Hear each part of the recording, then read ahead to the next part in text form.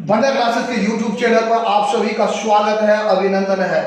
आज हम आपको बता रहे हैं वो रिलेशन फाइंड आउट करना जो रिलेशन जीरोस और कोफिशिएंट के बीच में है। ये आपको मजेदार सेशन होने वाला है, आप इंजॉय करें और सबसे जरूरी बात सब्सक्राइब करना नहीं भूलें। माय डियर स्टूडेंट्स, ये स्टार्ट करने से पहले हम जल्दी से आपको बता दें कि जीरोस का क्या मतलब होता है। जीरोस का मतलब आपने पिछले वीडियो में देखा है कि जब हम ऐसा वैल्यू जिसको पुट करने के बाद उसका रिजल्ट क्या होना चाहिए, जीरो के बराबर अगर हो जाए तो उसे हम जीरोस बोलते हैं। अब यहां पर ये समझना जरूरी है कि जीरोस जो है वो किसका कितना होता है। अगर आप लीनियर की बात करो और लीनियर में सिर्फ वन वेरिएबल की बात करें तो उसका सिर्फ एक जीरो होता है, यानी कि एक वैल्यू पॉसिबल है। अगर ये क्वाड्रेटिक हो इन वन वेरिएबल, मैं टू वेरिएबल की बात नहीं कर रहा, वन वेरिएबल की बात कर रहा हूं, और वन वेरिएबल में दो होंगे। क्यूबिक अगर होगा वन वेरिएबल में अगर हो पोलिनोमियल तो निश्चित रूप से इसके क्या होंगे, थ्री होंगे। यानी कि एक रिलेशन सा आप याद करने के लिए कर सकते हो कि जितने सारे डिग्रीज होंगे, हम एक वेरिएबल की बात कर रहे हैं तो उसके डिग्री के बराबर होगा। चूंकि यह क्वेश्चन जुड़ा हुआ है क्वाड्रेटिक से और क्वाड्रेटिक का डिग्री 2 होता है, इसका मतलब है कि इसमें 2 जीरोस पॉसिबल है। अब ये जीरोस कौन सा, ये तो अलग अलग क्वाड्रेटिक इक्वेशन में ये जो वैल्यू होता है वो अलग अलग तरह का होता है। तो हम कैसे समझे, तो हम लोग क्या करते हैं, एक general form of the zeros find out कर लेते हैं। और आपको पता है कि ये Greek notation alpha and beta, ये दो ग्रीक नोटेशन हम यूज करते हैं किसके लिए, जीरोस के फाइंड आउट करने के लिए। तो पहली बात ये है कि क्वाड्रेटिक इक्वेशन के सिर्फ दो जीरोस पॉसिबल है और वो उसका एक जनरल फॉर्म अल्फा और बीटा के रूप में हम इसको लिखते हैं। दूसरी बात जो आपको रिमाइंड करना है, क्वाड्रेटिक इक्वेशन का जनरल फॉर्म क्या होता है। क्वाड्रेटिक इक्वेशन का जो जनरल फॉर्म है तो आप अलग अलग ढंगों के फॉर्म का इस्तेमाल होता है। जैसे अगर आप डिफिनेशन को गौर करो तो a0 plus a1x plus a2x square, क्योंकि क्वाड्रेटिक इक्वेशन का हाईएस्ट पावर 2 तक होता है तो ये पॉलिनोमियल जो है या तो आप इस तरह से डिसेंडिंग ऑर्डर में लिखते चले जाओ, या तो फिर स्टैंडर्ड फॉर्म में थोड़ा सा और इसको बदलाव करते हैं और इसको डिसेंडिंग ऑर्डर में लिखते हैं। ये हम लोगों का एक नया तरीका जो यूज करते हैं लिखने के लिए, तो इसको a0 लिखें। पता है कि ये जितने सारे a2, a1 और a0 जो है ये सारे के सारे कांस्टेंट हैं और ये क्वाड्रेटिक इक्वेशन इन x है और x यहाँ पर वेरिएबल है। यहाँ पर एक बात और नोटिस करना है कि ये जितने सारे हैं, अब ये जरूरी नहीं कि आप a2, a1 या a0 के फॉर्म में लिखो। मोस्टली हम लोग क्या करते हैं कि अलग अलग ABCD यानी इंग्लिश अल्फाबेट का इस्तेमाल करते हैं टू रिप्रेजेंट डिफरेंट कांस्टेंट्स। तो हम लोगों को एक आदत सा बना होता है, मैथमेटिक्स बनाने में एक आदत हैबिचुएशन डेवलप किया जाता है। तो हम लोग a2, a1 और a0 को नहीं करके हम डिफरेंट इसको ax square plus bx plus c, और फिर कंडीशन तो वही है जो डिफिनेशन में आपने सीखा था, a does not equal to 0 और x का जो पावर होगा वो कोई भी निगेटिव नहीं होना चाहिए, ये सारे के सारे पॉजिटिव होना चाहिए। तो हाईएस्ट पावर यहाँ पर क्या हो गया 2, और जिसका हाईएस्ट पावर 2 हो, डिग्री 2 हो, उसे हम क्वाड्रेटिक पोलिनोमियल कहते हैं। अब आते हैं यहाँ पर रिलेशन को समझाने के लिए ये जरूरी है कि एक और बात को समझना, कोफिशिएंट क्या होता है। अब जब हम आपको बताएं कि ax स्क्वायर जब हम लिखते हैं तो इसका क्या मतलब है, यहां पर दो मतलब होता है इसका, a इंटू एक्स स्क्वायर, पढ़ने का दो ढंग।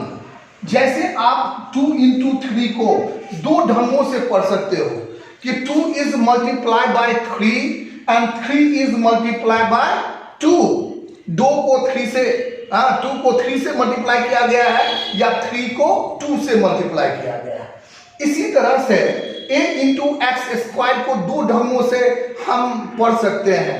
a is multiplied by x square और x square is multiplied by a, दो ढंग। अब यहां पर दोनों का प्रॉपर्टी नेचर अलग अलग होता है। a is considered as constant and x is considered as variable। तो अब यहां पर इस दोनों के लिए एक नाम होता है, मल्टीप्लाई में बोलकर हम इसको कोफिशिएंट बोलते हैं। a is the coefficient of, अगर x स्क्वायर को पूछोगे भैया x स्क्वायर तुम्हारा लिए a कौन है, तो a कहेगा x स्क्वायर, आपको बड़े ही मुस्कुराते हुए जवाब देगा a मेरा कोफिशिएंट है। और यही क्वेश्चन अगर a से पूछोगे x स्क्वायर तुम्हारा क्या लगता है, तो वो a भी जवाब देगा वो मेरा कोफिशिएंट है। अब तुम कंफ्यूज, जब दोनों कोफिशिएंट है तो भैया इस दोनों का अलग अलग नाम क्या है। जब भाई को भी हम लोग कहते हैं तो बड़ा भाई छोटा भाई, बड़ा छोटा सिर्फ भाई कहें, कंफ्यूजन है कौन बड़ा है कौन छोटा है, लेकिन बड़ा छोटा कहें तो पता चल जाता है कि ये एल्डर और यंगर।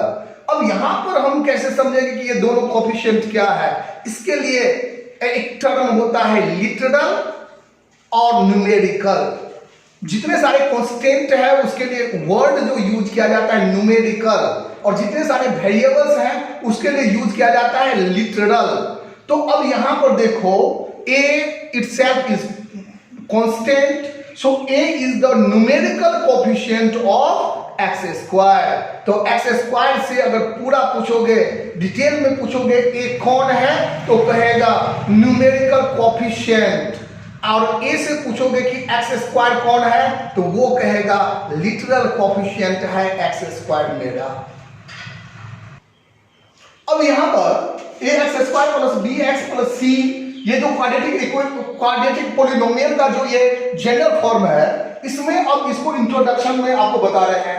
a क्या है, a है coefficient of x square, b क्या है कोफिशिएंट ऑफ x है, और c अब जानते हो कि x जीरो होने के कारण, पावर जीरो होने के कारण this is considered as constant term. तो ये हुआ ये एबीसी का तीनों का इंट्रोडक्शन। इसके बाद अगर इसी तरह से एग्जांपल की बात करें, 2x square plus 3x minus 9। अब यहां पर देखो 2 is the coefficient of x square, 3 is the coefficient of x and minus 9 because when you consider 2, ध्यान रखना भैया जब 2 कहते हो तो इसका मतलब प्लस 2 होता है। This is why minus sign can not be ignored. तो अब यहां पर क्या है कि हमने आपको बता दिया कि जीरोस क्या होता है, क्वाड्रेटिक का क्या मतलब है, और कोफिशिएंट क्या होता है। चलिए अब हम रिलेशन की बात करते हैं, लेकिन रिलेशन को समझाने के से पहले एक बात और आपको हमें बताना है। भैया एक बार बताओ कि ax square plus bx plus c, अगर इसका जीरोस अल्फा और बीटा है, इसका जीरोस क्या है अल्फा और बीटा, तो अगर हम इसका मल्टीपुल ले लें, अब इक्वेशन का मल्टीपुल क्या है, चलो हम एग्जांपल से आपको समझाते हैं। अब यहां पर आपको समझने की जरूरत है, polynomial 2x square plus 5x minus 2l, ये जो पॉलिनोमियल है इसका जीरो जो मैंने नोट किया है, आप सॉल्व कर सकते हो फैक्टराइजेशन मेथड से, -4 और 3/2 होता है। अब अगर हम इसका मल्टीपुल ले लें, if I take multiple of 2x square plus 5x minus 2l, तो भैया क्या होगा, तो 4x square plus 10x minus 24। अगर आपको से कोई पूछे कि इसका जीरोज कितना होगा, तो आपको क्या बताना है, वही बताना है -4 and 3/2। तो ये बात अपने जहन में डाल लो कि जितने सारे मल्टीपुल्स होंगे वो सारे मल्टीपुल्स का, चाहे आप 2 से मल्टीप्लाई करो, 3 से करो, 10 से करो, 100 लाख करोड़ अरब किसी नंबर से करो, इसका जितना भी मल्टीपुल होगा उसका जीरो -4 and 3/2 ही होगा। और ये बहुत इंपॉर्टेंट हो जाता है समझना। अब यहां पर आपको हम समझाने के लिए बता रहे हैं, तो चलिए सबसे पहले तो इस प्रूफ को स्टार्ट करने के लिए आपको कंसीडर करना होगा कि अल्फा और बीटा को आपने क्या कंसीडर कर लिया कि ये दो जीरोज हैं, 2 जीरोज हैं किसका, तो एक क्वाड्रेटिक पॉलिनोमियल आपने कंसीडर कर लिया, px is equal to ax square plus bx plus c, where a does not equal to 0। अब समझना यह है कि P X is equal to K into X minus alpha into X minus beta मैंने कैसे लिखा। अब यहां पर उसका कारण यह है कि x minus alpha and x minus beta are factors of p x. अब ये सवाल होता है बहुत सारे बच्चों को कि यहां पर ये फैक्टर हो कैसे जाता है। उसके लिए मैंने एक एग्जांपल लिया है और फैक्टराइजेशन चूंकि आपने पिछले क्लास में भी ढेर सारा बनाया था तो हम एक फैक्टराइजेशन ले रहे हैं आपको समझाने के लिए क्वाड्रेटिक इक्वेशन का 2x² plus px minus 2l। जब इसको फैक्टराइज करते हैं तो क्या प्राप्त होता है x plus 4 into 2x minus 3। अब यहां पर चूंकि जीरोज निकालना है हमको तो इसीलिए px इज इक्वल टू क्या हो गया by the definition you have just read px is equal to 0। तो इसका मतलब हो गया x plus 4 is equal to 0 and x is equal to minus 4। Similarly you can just find out x is equal to 3/2। अब ये minus 4 क्या है zeros है, 3/2 क्या है जीरोज है। अब यहां पर तुम गौर करके देख सकते हो कि ये कंसेप्ट आया कहां से। Actually px is equal to ये। अब यहां पर ये कंसेप्ट आया -4 था तो यहां पर तुम देख सकते हो कि जो भी जीरोज होता है वो सारे के सारे जीरोज जो है वो x माइनस जीरोज इसके फैक्टर के फॉर्म में होते हैं। अगर यहां पर ये दोनों अल्फा और बीटा अगर हम मान लेते, अगर हम अल्फा और बीटा कंसीडर करते तो यहां पर फैक्टर क्या हो जाता, चूंकि यहां पर प्लस है तो आपको माइनस लेना होगा, minus x minus alpha into X minus beta. ये दोनों फैक्टर इस फॉर्म में होते हैं। तो जितने सारे जीरोज होते हैं वो सारे के सारे फैक्टर होते हैं क्योंकि ये पुट करने के बाद इसका रिमाइंडर 0 होता है। तो इसीलिए ये सारे के सारे फैक्टर होते हैं। चूंकि यहां पर निगेटिव है इसीलिए यहां पर पॉजिटिव लिखा गया है क्योंकि यह कंसेप्ट क्या होता है कि अगर अल्फा जीरोज हो तो फैक्टर के फॉर्म में जब इसको एक्सप्रेस करोगे तो x माइनस अल्फा हो जाएगा। अगर ये खुद ही निगेटिव के फॉर्म में है, माइनस अल्फा के फॉर्म में है, तो जब फैक्टर में लिखना होगा तो ये माइनस अल्फा हो जाएगा जो कन्वर्ट होकर प्लस अल्फा में कन्वर्ट हो जाएगा। तो इसीलिए हमने चूंकि दो फैक्टर है तो ये दोनों जो है दो जीरोज होगा तो यहां पर लीनियर पॉलिनोमियल का फॉर्म बनेगा x माइनस अल्फा पहला, दूसरा x माइनस बीटा और ये दोनों प्रोडक्ट के फॉर्म में होगा। अब यहां पर है कि ये k क्या है, k इज कांस्टेंट। यहां पर लिखना पड़ेगा आपको where k is actually constant.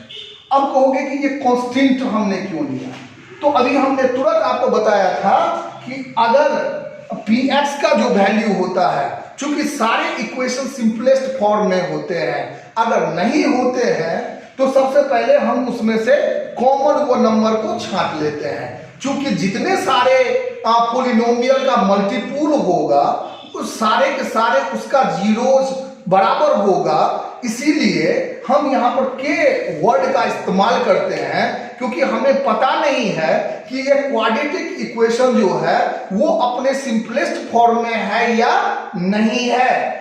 जब सिंपलेस्ट फॉर्म में होता है जैसे 2x² plus 5x minus 2l ये सिंपलेस्ट फॉर्म में है। अगर ये सिंपलेस्ट फॉर्म में है तो आप पूछ सकते हो कि यहां पर तो कोई नंबर तो दिख नहीं रहा, भैया दिख रहा है, यहां पर भी एक नंबर छुपा हुआ है वो है 1।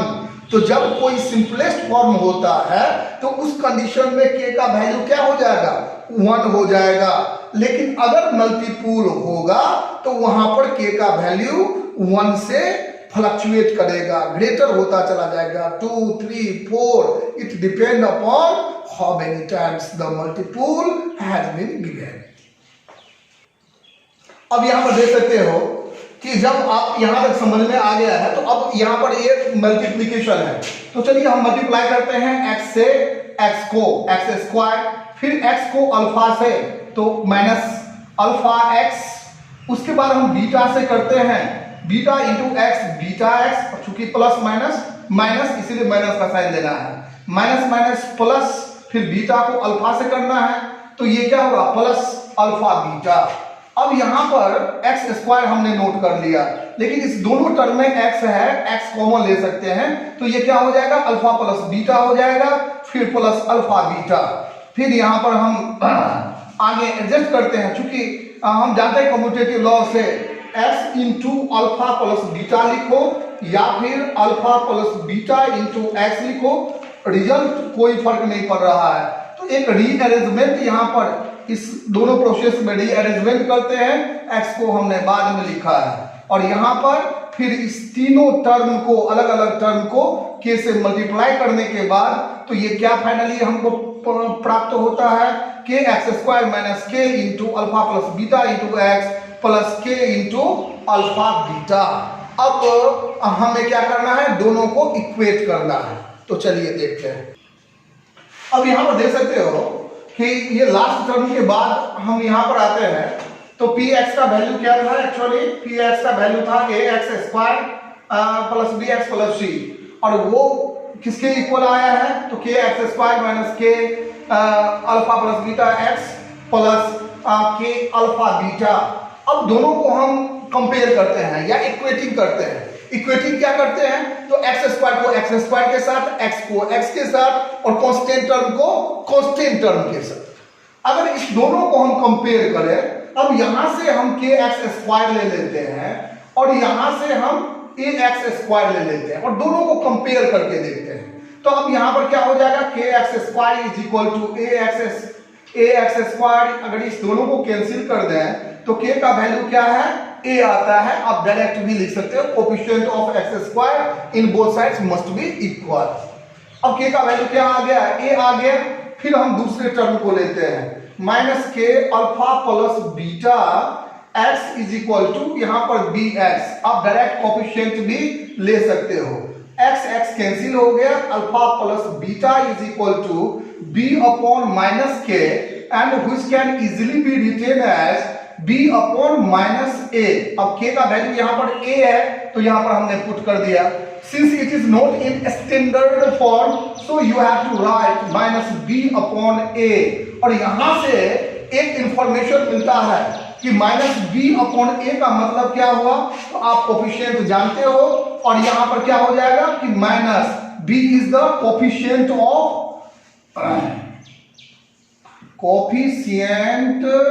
of x upon, and a is the coefficient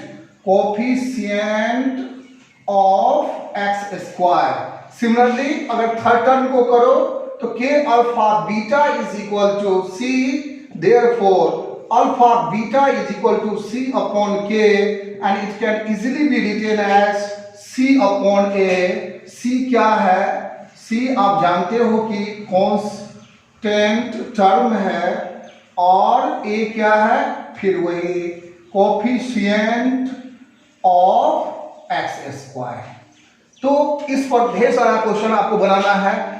उम्मीद है कि मैंने एक एक टर्म को क्लियर करके आपको हमने बताया है, तो आप इस पर आधारित जितने सारे क्वेश्चंस हैं आसानी से बना लेंगे। वैसे अगले वीडियो में हम आपको बताएंगे कि इस पर डिफरेंट क्वेश्चंस आप कैसे सॉल्व कर सकते हो। तब तक आप मेरे YouTube चैनल को आप देखते रहो, और वैसे ये मेरा नहीं आपका है, क्योंकि ये आपके बेनिफिट के लिए है और आपके लिए है, इसीलिए आप इसे देखते रहिए, एंजॉय कीजिए। और सब्सक्राइब अगर आपने नहीं किया तो बिल्कुल सब्सक्राइब कीजिए और दूसरे बच्चों को भी इसके लिए प्रेरित कीजिए। धन्यवाद। आप खुश रहें, सुरक्षित रहें।